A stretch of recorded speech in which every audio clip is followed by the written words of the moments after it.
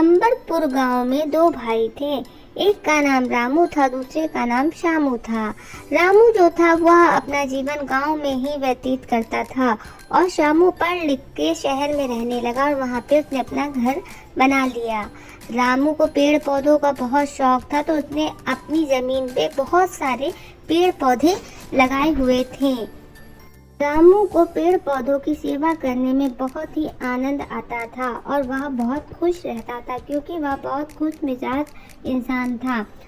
एक दिन श्यामू ने सोचा कि क्यों ना रामू भैया से मिलने जाया जाए और वह निकल पड़ा अपने रामू भैया से मिलने के लिए। घूमते घूमते उसने जब रामू भैया का घर देखा गांव का, और वहाँ पे इतनी सुंदर हरियाली देखी, तो उसका मन ललचा गया और उसने भी सोचा कि काश मैं भी यह सब कर पाता। पर वह शहर में रहता था। वह चारों तरफ इतनी अच्छी हरियाली देख के, जो कि उसके रामू भैया ने लगाई थी, तो उसको लालच आ गया। उसने अपने रामू भैया से कहा कि भैया कुछ पेड़ मुझे भी दे दीजिए, मैं भी लगा लूँ, मैं भी इसका लाभ लूँ। तो रामू ने श्यामू को पेड़ दिया और कहा कि इसकी बहुत अच्छे से हिफाजत करना, इसकी बहुत अच्छे से सेवा करना, समय पे खाद पानी देना, तभी यह पेड़ खूब अच्छे से हरा भरा हो पाएगा। तो श्यामू ने कहा कि ठीक है भैया, मैं ऐसा ही करूँगा। और फिर रामू ने श्यामू को पेड़ दे दिया।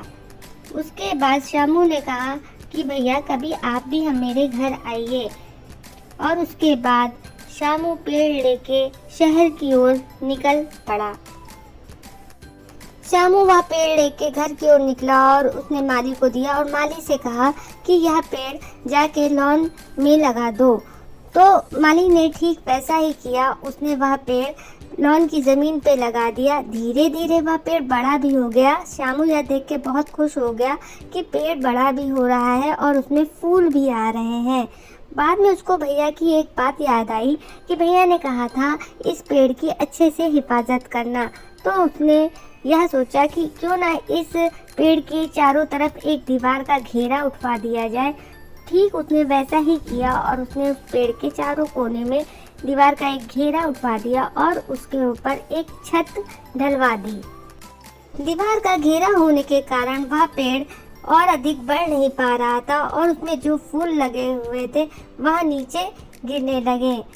कुछ दिनों के बाद जब श्यामू ने उस पेड़ को आके देखा, तो यह देखा कि उस पेड़ में जितने भी फूल लगे थे वह सारे फूल गिर गए। इस बात से उसने यह सोचा कि भैया ने शायद उसको खराब पौधा दिया था, इस वजह से यह पेड़ तो बना पर इसके फूल गिरने लगे। तब उसने सोचा कि भैया ने यह मेरे साथ बहुत ज़्यादा गलत किया है और मन ही मन वह भैया के ऊपर गुस्सा करने लगा। वह यह सोच रहा था कि इसमें खूब सारे फल आएंगे। तभी उसने अपने भैया को घर बुलाया और भैया से कहा कि भैया आपने यह बहुत गलत किया है मेरे साथ। आपने मुझे बहुत ही खराब पौधा दिया था, जो बड़ा तो हुआ पर उसमें फल नहीं आए। भैया ने कहा कि श्यामू तुम यह कैसी बात कर रहे हो, पेड़ तो मैं तुम्हें अच्छा ही दूंगा। पर श्यामू भाई के ऊपर बहुत ज़्यादा ही गुस्सा कर रहा था और कह रहा था कि भैया अगर मैं भी एक दो पौधे लगा के उसका लाभ ले लेता उसके फल का, तो इसमें आपका क्या चला जाता। वह अपने भैया को बहुत ज़्यादा गलत बातें बोल रहा था। भैया ने कहा कि नहीं श्यामू, मैंने ऐसा बिल्कुल भी नहीं किया है, तुम बहुत ज़्यादा ही गलत बात बोल रहे हो। जो पौधा मैंने घर में लगाया था वही पौधा मैंने तुम्हें दिया। तब भैया ने कहा अच्छा मुझे पेड़ दिखाओ।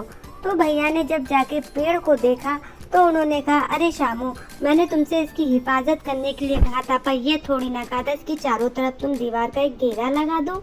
इसको जब हवा नहीं मिलेगी, सूरज की किरणें नहीं मिलेंगी, तो यह पेड़ कैसे बढ़ेगा, कैसे फलेगा, कैसे फूलेगा।